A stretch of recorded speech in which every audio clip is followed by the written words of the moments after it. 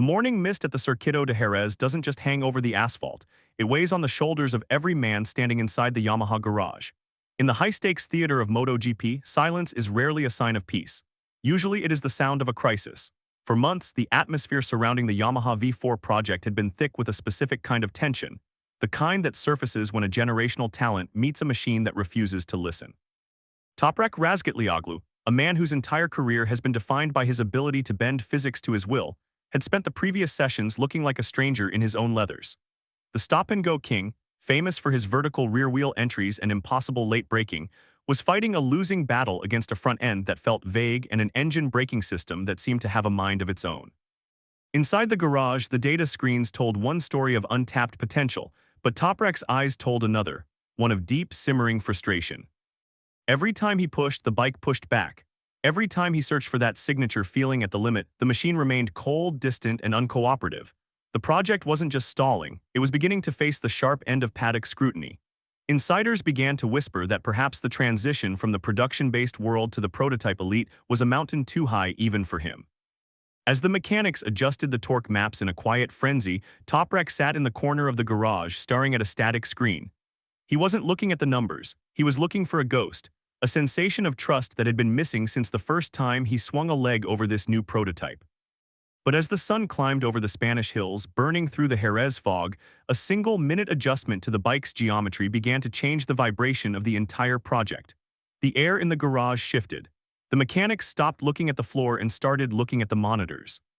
But as the first roar of the V4 echoed through the empty grandstands, no one realized that the Paddock was about to witness a transformation that would change the trajectory of the entire 2026 season. Behind every great technical revolution, there is often a silent architect. In Yamaha's case, that man is Andrea Dovizioso. Known throughout the Paddock as the Professor, Dovizioso didn't come to Yamaha just to ride, he came to diagnose. Having spent years turning the Ducati Desmos Desai from a rider-killer into the most dominant force on the grid, he understood a fundamental truth that many engineers overlook. Raw data is worthless if the rider doesn't believe in the machine. Dovizioso's approach in the Jerez garage was surgical. While the engineers were obsessed with peak horsepower and aerodynamic downforce figures, Dovizioso was listening to Toprak's complaints about the character of the bike. He realized that the electronic safety margins, the very systems designed to keep the bike stable, were actually acting as a cage for Toprak's natural aggression. The throttle response was too digital, the engine braking was too clinical. It was a clash of philosophies. Japanese engineering precision versus the raw, unrefined needs of a rider who lives on the edge of a knife. The professor began to draft a new blueprint. It wasn't about making the bike faster on a computer simulation. It was about making it tame enough for Toprak to ride wildly. Dovizioso insisted on a more progressive suspension setup and a linear engine braking map that allowed the rear of the bike to dance again. He argued that if a rider is fighting the electronics, they can never fight their rivals. The garage became a battlefield of ideas, with Dovizioso acting as the bridge between Toprak's visceral feedback and the engineers' rigid calculations. The tension during these technical debriefs was palpable. Every small change to the weight distribution was a gamble. If they went too far, they risked a severe high-speed incident. If they didn't go far enough, Toprak would remain a mid-pack passenger. Dovizioso knew the bike was fast on paper, but to Toprak, it felt like a prison. It was time to break the bars, but the twist that followed would leave the engineers questioning everything they knew about the V4's limits. It happened during the mid-morning session. A subtle change to the bike's center of gravity and a recalibration of the front fork compression settings. Toprak rolled out of the pit lane, his movement still appearing somewhat stiff, but as he approached the fast right-hander of turn 4, something changed. For the first time in months, he didn't fight the turn-in. The bike followed his eyes. Suddenly, the click happened. The technical breakthrough wasn't just a number on a stopwatch, it was a visual shift in how the bike moved. For the spectators at the fence, the signal was unmistakable. Toprak's signature style was back. As he hauled the Yamaha down from 280 km/h into the dry sack hairpin, the rear wheel gracefully left the ground. It was the Stoppie entry that had become his trademark, but this time it wasn't a stunt, it was a declaration of trust. He finally believed the front tire would hold.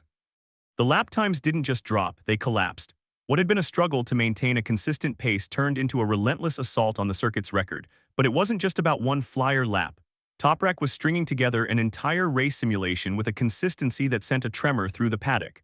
The bike was no longer a rigid prototype, it was becoming an extension of his own limbs. The extreme lean angles were back, the aggressive corner exits were smoother. and the traction control was no longer chopping the power, but feeding it to the rear tire in a way that allowed Toprak to steer with the throttle. The data monitors in the garage were glowing. The engineers who had been skeptical of Dovizioso's feeling-based approach were now frantically taking notes. They were seeing a version of the V4 they hadn't seen before, a bike that was both tame and terrifyingly competitive. He wasn't just riding anymore, he was hunting.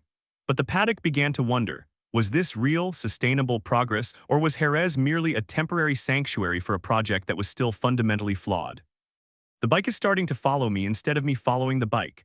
When Toprak uttered those words during the lunch break, the weight of 1,000 failed laps seemed to lift from the garage. This wasn't just a technical update, it was an internal revolution. In the world of elite motorsports, the psychological state of the rider is the final component that determines success. A rider who is following the bike is a rider who is reacting to problems. A rider whom the bike follows is a rider who is creating opportunities. This shift in Toprak's mindset was visible in his body language. He was no longer packing the garage with a furrowed brow. He was relaxed, joking with his mechanics and spending hours in deep, rhythmic conversation with Dovizioso. The two of them had formed a partnership that transcended the typical rider-tester relationship. Dovizioso wasn't just giving him a better bike, he was giving him his identity back. He acted as the linguistic bridge, translating Toprak's Turkish-inflected descriptions of chatter and bite into the precise technical jargon the Japanese engineers required. Behind the scenes, the transformation was even more intense. The discussions moved from how do we fix the bike to how do we maximize the rider. Yamaha's management began to realize that their previous philosophy, trying to force a world champion to adapt to an existing machine, had been a critical mistake. The priority shifted to a personalized approach, sculpting the V4 around Toprak's specific ergonomic and psychological needs. The result was a machine that looked different on track. It didn't look like an M1 and it didn't look like a Ducati. It looked like a Toprak Razgatlioglu bike. With the rider and machine finally speaking the same language, the target moved from simply finishing races to winning titles. But what the Paddock discovered next about Yamaha's long-term engine plan would shock even their closest rivals. As news of the Jerez breakthrough spread, a shadow began to fall over the hospitality suites of the rival teams. Ducati, KTM, and Aprilia, who had long enjoyed a technical advantage in the V4 era, suddenly had a reason to look over their shoulders. The private test data was surfacing through Paddock whispers, and the numbers were staggering. Yamaha hadn't just fixed a setup issue. They had uncovered a sweet spot in their engine configuration that promised a terrifying top-speed evolution for the 2026 season. The tension in the Paddock was no longer about Yamaha's failure, but about their potential. Rival team managers were seen hovering near the Yamaha garage, trying to catch a glimpse of the new aerodynamic winglets and the revised exhaust routing. There were rumors of controversial advantages in the way the engine braking interacted with the new ride height devices.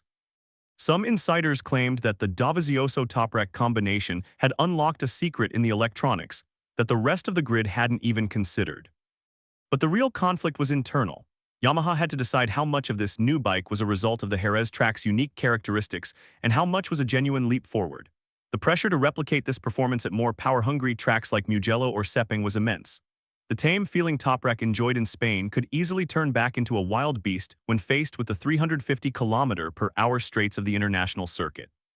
The rivalry wasn't just between teams, it was a race against time.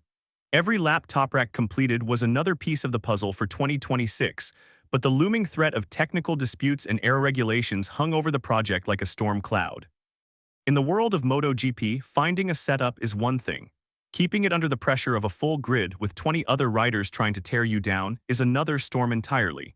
Yet this was only the beginning of a far bigger narrative shift. As the sun began to set over the Circuito de Jerez, the final session of the private test drew to a close. The lap times were finalized, the tires were stripped, and the bikes were wheeled back into the darkness of the transport trucks. But something had fundamentally changed. The story of Toprak Razgatlioglu and Yamaha was no longer a tragedy of what could have been. It had become a thriller of what is coming. Jerez will be remembered as the place where the uncertainty died. For Toprak, these 3 days weren't about the stopwatch. They were about rediscovering the rider he was before the whispers of doubt began. He walked away from the track not as a man who had survived a test, but as a man who had reclaimed his throne. With the support of Andrea Dovizioso's experience and a Yamaha team that had finally learned to listen, the path to the 2026 podium suddenly looked clearer than it had ever been. The emotional climax of the test wasn't a celebration, but a quiet realization inside the garage. The mechanics, the engineers, and the management finally saw the clear pattern of what was needed to win.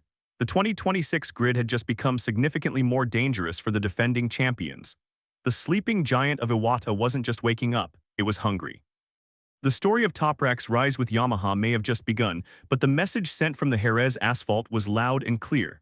The adaptation phase is over.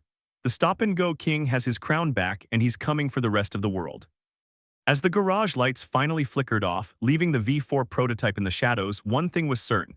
The next time this engine roars, the entire world will be watching. And they should be afraid. From a place of uncertainty to a place of hope, the transformation is complete. Jerez